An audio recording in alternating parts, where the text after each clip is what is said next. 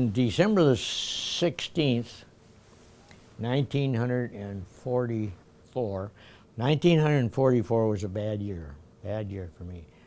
All hell broke loose, and that's when the Battle of the Bulge started on December the 16th, 1940. They threw everything but the kitchen sink at us. You hear all kinds of figures, but I understand there's about 250,000 German soldiers, at least 100 tanks, artillery. Nobody knows how much it was. It was just unbelievable. And the bad part about it was the weather. The weather was one of the coldest winters I understand that they'd had in 100 years, and it was just well 12, 14 below zero, and we still had our summer closed.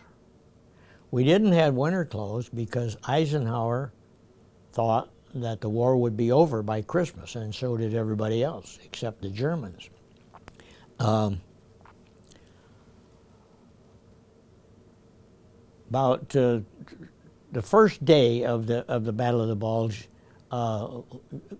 we thought the world was coming to an end. We were getting hit from every side with every type of a shell and all.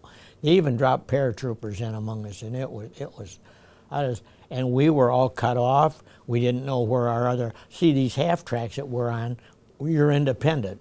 You know, they give you a mission to go on, and you're over here. You never travel, maybe two of you, but you're always someplace else. Every day you're someplace else. So we didn't know where the other half tracks were. We had no more communications. We had our summer clothes on.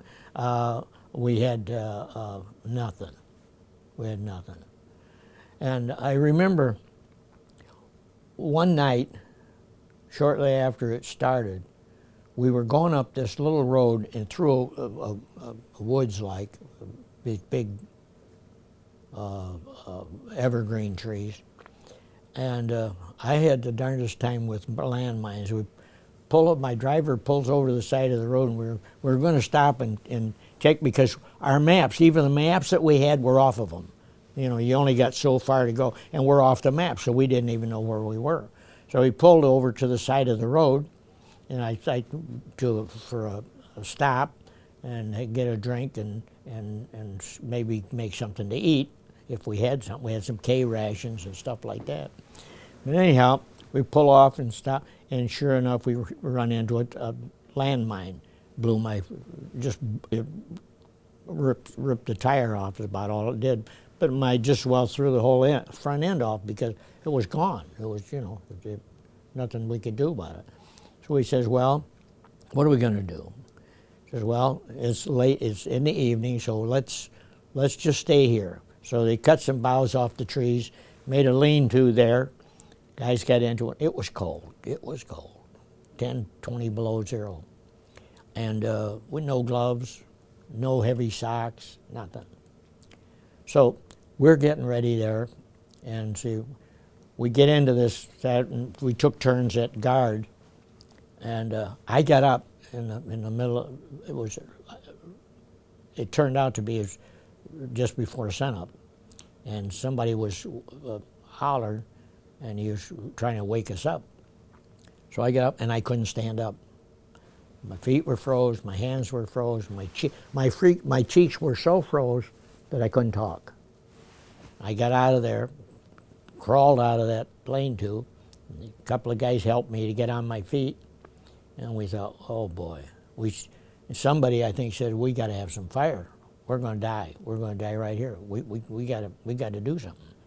So we got the pine boughs that we had been sleeping around. We got those, and we put them over by the half track, got some gasoline, siphoned up, and we got a big fire going on that. So we thought, well, we just burn the track too, so the Germans can't use it. So we siphoned some gas out of that. I don't know if we had any extra gasoline or not. Probably not. But anyhow, we're all standing around, and we get some snow for our canteens, and we heat that, and we had some Nescafe. and we made some coffee. And about that time, one of the guys says, "Hey, listen, listen, listen." And we could hear a truck coming. Oh boy, you know, what are we going to do? So we looked, and the guy says, "Come on, come on. Here's a culvert down here. About a half a block away, there was a big culvert." So we went down there and we got in. And just lucky for us that the snow was snowing and it was blowing. And so they couldn't see our tracks. You know, we walked along the ditch and it was filling in because it was blowing so hard. So we got down there and we stood in this, and I remember I was right on the front. And if a German would have stuck his nose in there, I'd have blown him away. But just lucky, the truck was a personnel carrier, German personnel carrier. There was probably 10 or 15 guys on it. And I didn't, but one of the guys had his head out and he was looking up the road, and he says, they stopped. And they stopped by our tank, and they seen our half-track, and they seen a big fire going, so they knew that it hadn't been too long before they left. So they kind of looking around, and so finally they got up back on their truck and away they went. So we said, well, we're lucky again, but let's get the hell out of here. So we get up, then we start going, we're walking down the road, and there's a Y, and we could see the tracks of the truck that came out of this one side of the Y. He says, well, we'll go up the other way. Damn, if we got up that road, it wasn't a mile, and there's a little town there. We could have been there all night. So we didn't want to take a chance late at night. So there was an American tank sitting out there running. So we kind of crawled up there easy and looked, and finally the sergeant was out there putting gas in his tank. So he said, come on. He seen we were ragged looking, He motioned us in. He says, go on in. He says, the cook's making breakfast. He says, go on in. He says, have some breakfast. We said, oh, boy. We didn't have anything. So we went in the house, and when they had some pancakes, oh, man, were they good. No syrup in or anything, but they were good anyhow. So when we got finished, we took our coats off and that, and they had a big fire going in the fireplace. Man, it was nice. So we stayed in there for quite a while.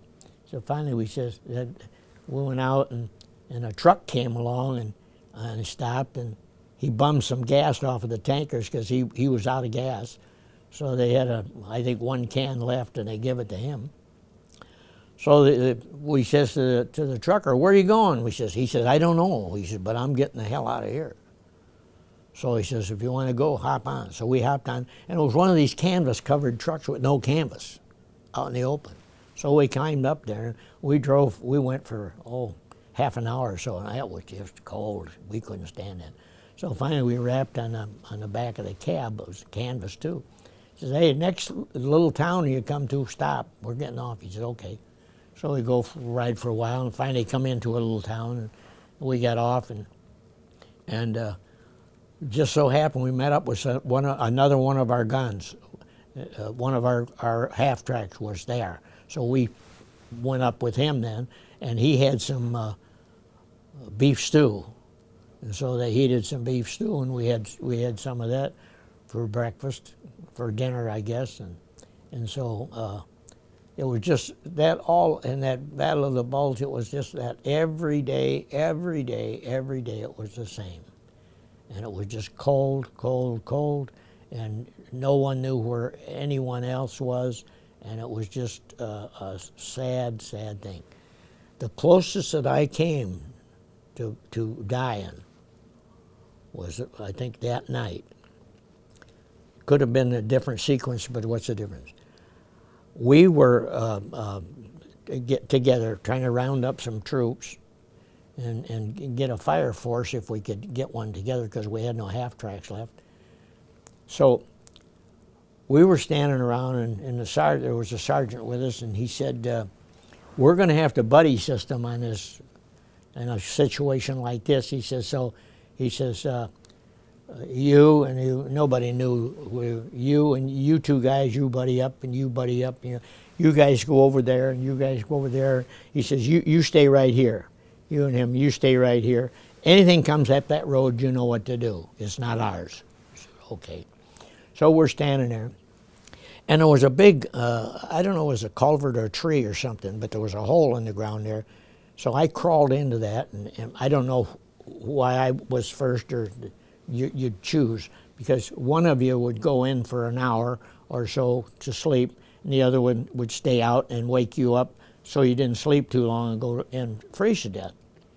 So I crawl into this little spot, and I couldn't get all the way in. My legs were sticking out, but that was okay. And the next thing you knew, just like that, of course, I went right to sleep. You pass out, you know. So the next thing I knew, somebody had a hold of me by the leg, and he's pulling, and I went to talk, and I couldn't talk. And so anyhow,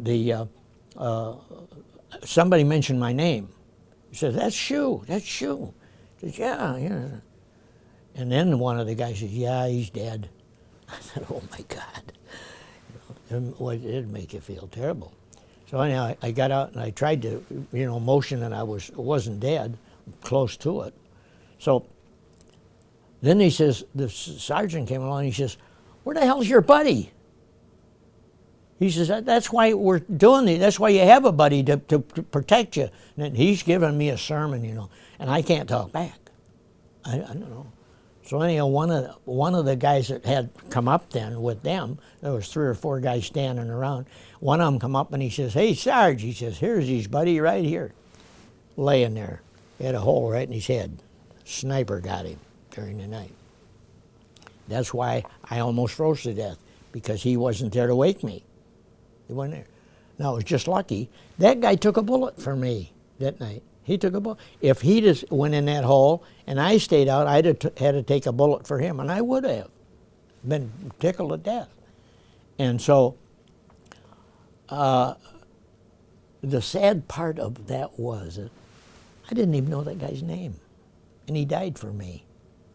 We finally left there, and they carried me up the road there for a half a mile or so to a farmhouse, and we went in there, and there was some guys in there, and they had a fire going, and I stayed in there for 3 days. I couldn't get up. I couldn't, and they were hand feeding me and everything.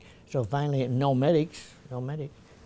That was my Battle of the Bulge escapades, and there was thousands of us in the same boat that we were dead and didn't know it.